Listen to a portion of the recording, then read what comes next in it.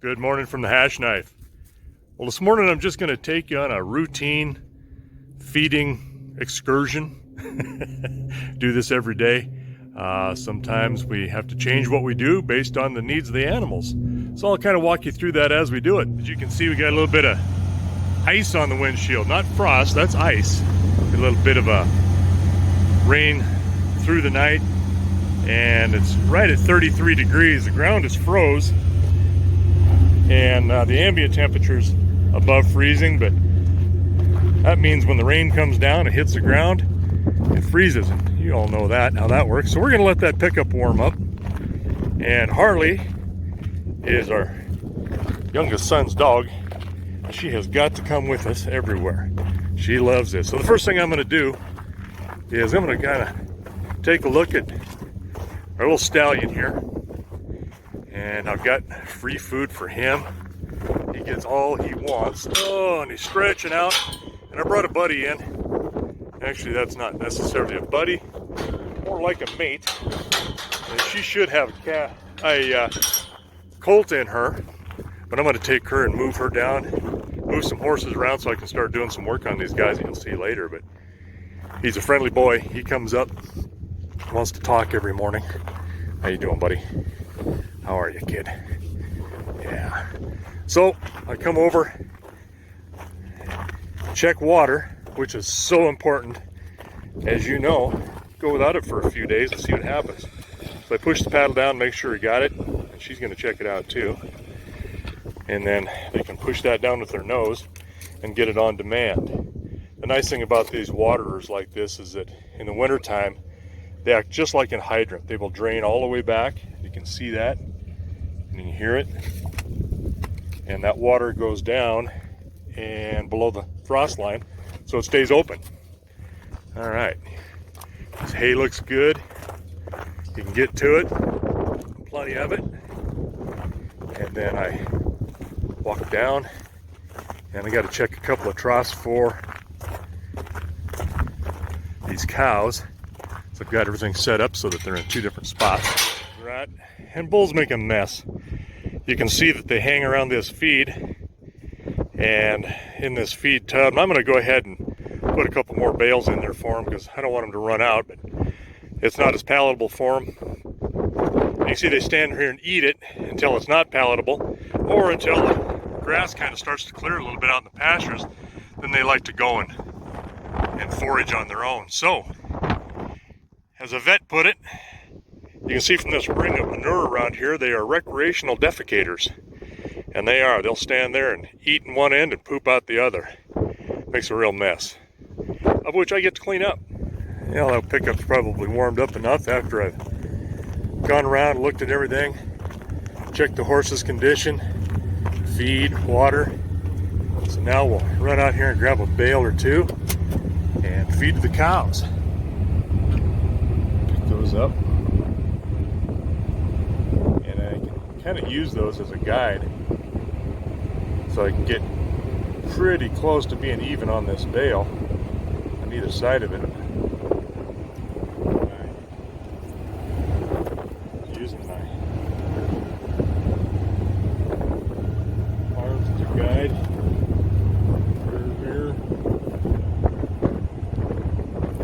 So it works. Sometimes you don't get lined up quite right on it.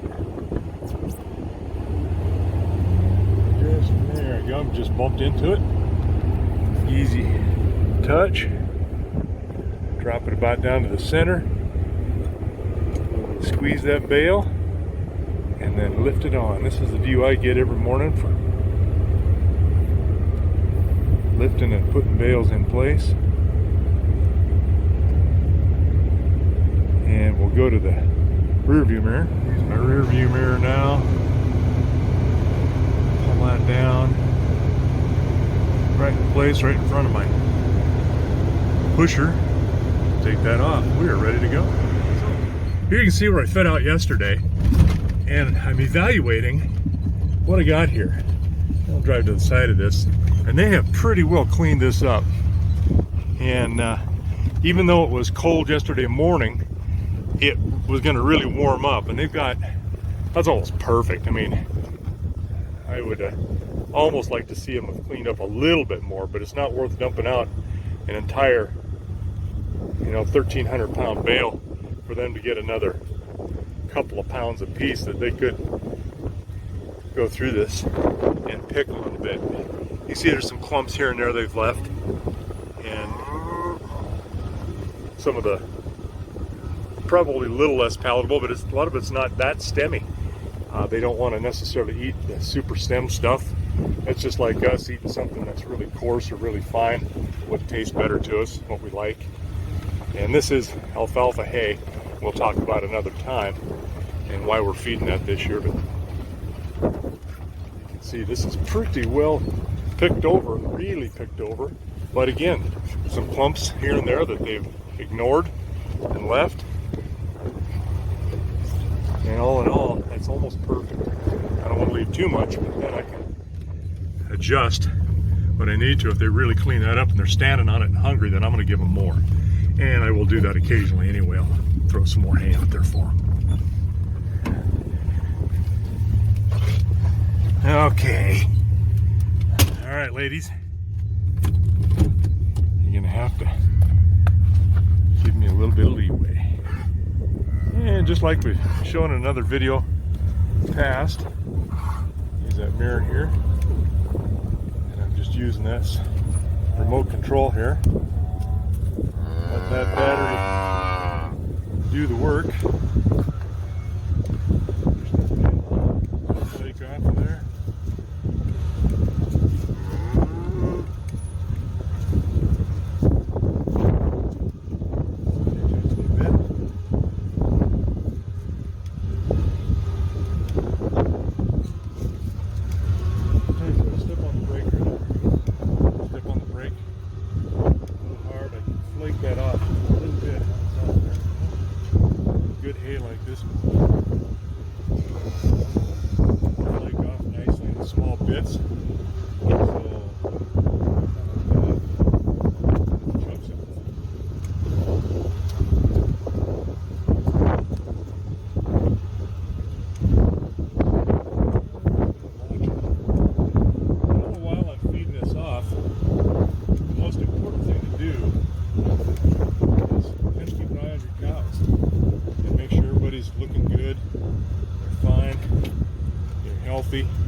And we'll get into that in a bit.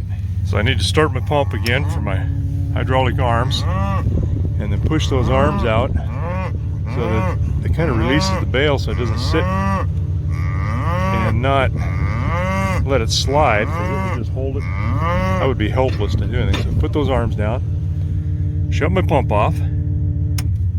Now I go out with my remote control for my winch.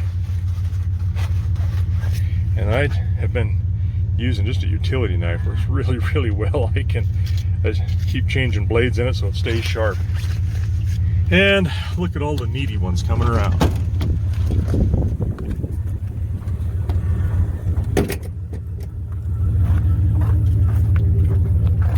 Got, oh yes, look at you. That bale come on a little bit crooked.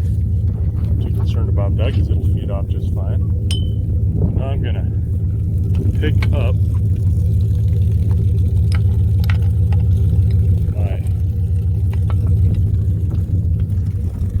pulley there, get it set in place, and then really easily. Did I mention that these guys are also recreational urinators too? Yes. So I'll just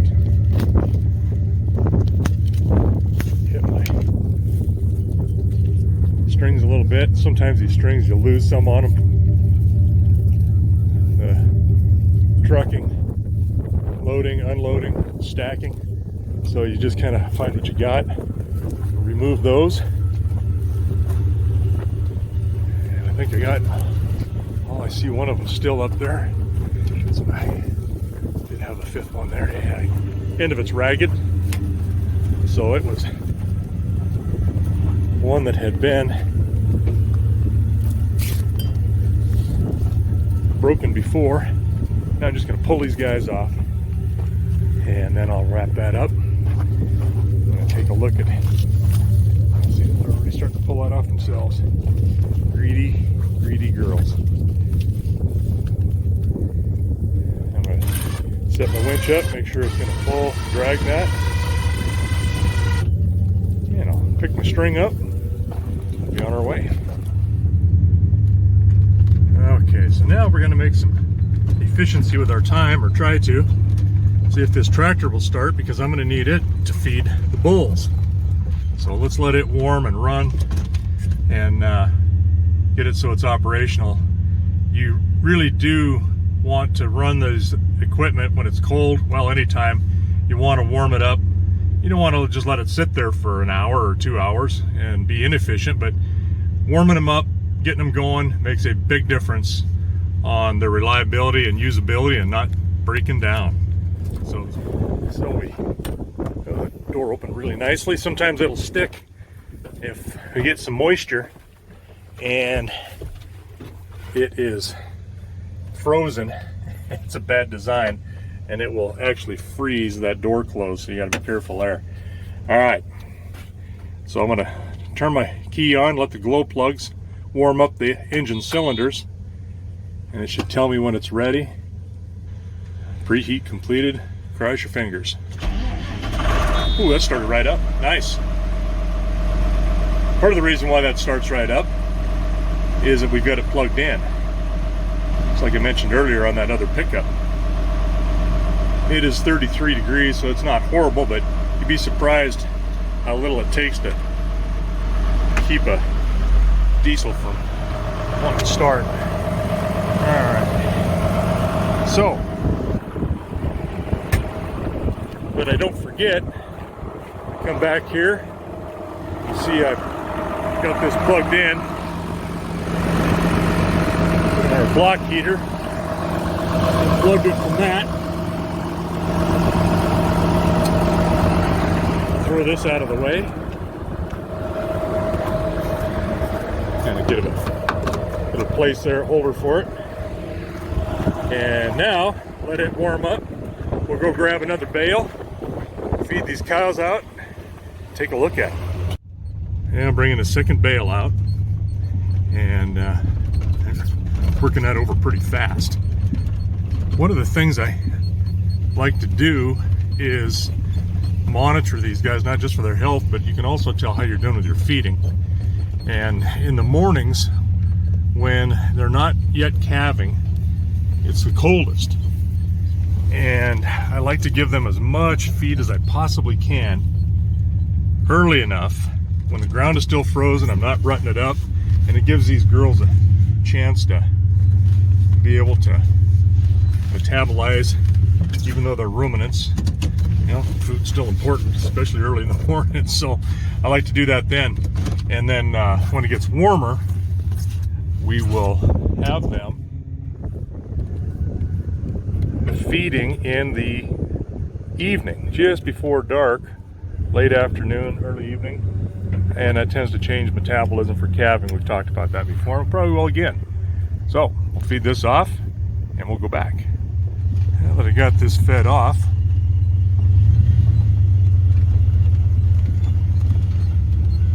this is a time you can get out on foot, and I've done that yesterday, I guess.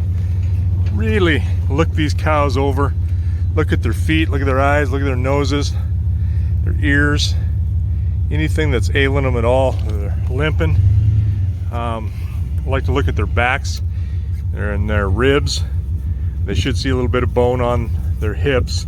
That cow right there looks really good. She's got a good body score. You can't really see any ribs, but they're there. If you touched them, you could feel them. And her back is filled out. She's in good shape. There's a couple of them here that are, some of them are a little heavy, and like that cow just over this back of this one here, you can see her back a little bit, so she is either a little older cow, or she just hasn't recovered from having a calf. And I know her, I think, number 71, yeah. She's got a little spot on the side of her face. She's had a little sliver she was rubbing on at one point and give her a little scar. But it's healed up good, but she's just kind of one of those cows that doesn't recover real well. This cow's really nice. She's a little bit too big of a cow. You got to look them all over. How bright their eyes are. Look at this girl right here. She's pretty and she knows it. And she's deep, thick, blocky cow. She's young, and she's only had one calf. Hopefully she's got another one stuck inside of there. And then we got some of these younger ones as well that I'm looking at the replacements. That is going to be a calf that are, well, she's a heifer, will be bred this first time this year. So she's coming too. Look at all these cows are looking pretty good. I'm looking at feet, especially when it's cold like this. It has been cold, and sometimes feet are an issue on a cow. This is a ailment that you always look for, always are fighting. Too wet a ground, sometimes too cold like this, just some genetics, and they all look really good. There's a couple of guys in here that I'm always watching very closely, and you'll see the issue with him like we had with the water belly steer. See how quick they went through this first little bunch. They all ganged up on that. But I'm always looking for water belly or urinary issues, which are rare in cows. But like this guy right here has got a blue ear tag. That's a steer. It's a butcher steer. He's sold, and you're just always watching for that. And so that doesn't happen again. Probably won't, but you never know. It can happen in bulls, older males as well. Females not so much. Talked about that, but everybody's looking really good this morning. Heavy. This alfalfa hay, they're doing okay on it. It's got some high protein in it. Too high a protein, I think. But I'm shooting for 30 pounds of hay per head per day on these guys, and then when it gets really cold, I will feed an entire third bale, extra bale, to get them up there about 36, 37 pounds a piece, just to take care of them a little bit, to help them metabolize a little bit more and get some body heat. So everybody's looking good this morning, and so now it's go time for replacing some bull feed. We're going to feed them 2 bales. I'll pull 2 off of the stack, and then I will only take one at a time over. See if I can do this without causing a wreck, because believe it or not, this is very, very top heavy. Set it down easily, gently.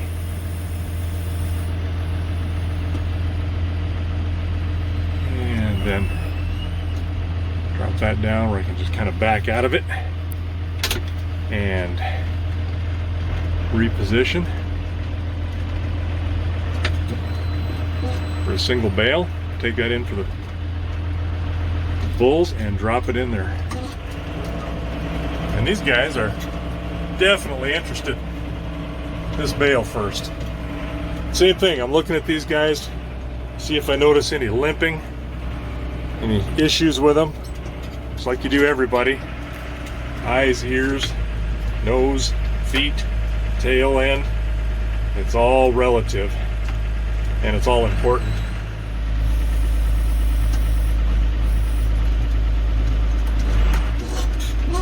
I'm going to just cut a couple of strings, so peel right off of there. We'll be in business. Stick a knife blade here, cut each one of these guys. Yeah, I'm going to skip that one. Cut that one, and this is the only one holding this bale. As soon as I hit it, it's all going to fall. There we go. Now all I got to do is grab these strings, pull them away, and I'll be good. I may, because of the way this fell in through here, I may just leave this bale by itself, let him eat on it for a couple days, and then put the other one in there so we're not having an issue with bales falling out of the top of this and wasting something. It hasn't happened, but it could the way this fell out. So, some more of this. This is always fun.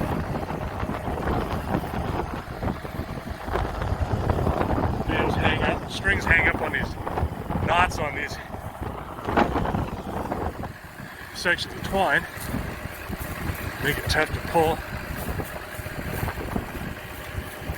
There we go. Alright. Good enough.